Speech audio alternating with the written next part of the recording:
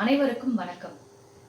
7 கட்டங்களாக 44 நாட்கள் நடந்து முடிந்த 2024 நாடாளுமன்ற தேர்தல். இந்த தேர்தலின் முடிவுகள் ஜூன் 4ஆம் தேதி அறிவிக்க இருக்கின்றார்கள். மோடி கும்பலின் தேர்தல் மோசடிகள், பக்க பலமாக இருந்த அதிகார அமைப்புகள், பாசிச கும்பலை நடுநடுங்க வைத்த மக்கள் போராட்டங்கள், இவை அனைத்தும் தேர்தலில் ஏற்படுத்திய தாக்கம் என்ன?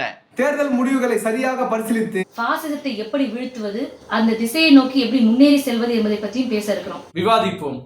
ஜூன் 4 காலை 10 மணிக்கு த ஃபைனல் கவுண்டவுன் செய்தி அறையின் நேரலையில் இணைந்திருங்கள். உங்களுடன் உரையாட இருக்கும் தோழர்கள் மக்கள் அதிகாரத்தினுடைய மாநில செயலாளர் தோழர் வெற்றிவேல் செழினி ஆகிய நான் பேசுகின்றேன்.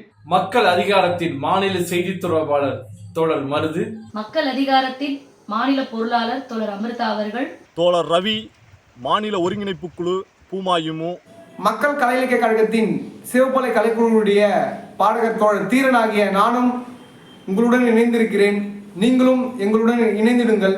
அனைவரும் இணையுங்கள், கேள்விகளை கேளுங்கள், நாம் அனைவரும் சேர்ந்து விவாதிப்போம். எங்களின் இந்த முன்னெடுப்புக்கு உங்களின் பங்களிப்பு இன்றியமையாதது. நேரலைக்கான முன்னேற்பாட்டிற்கு அளித்து ஆதரவு அளியுங்கள். நன்றி, வணக்கம்.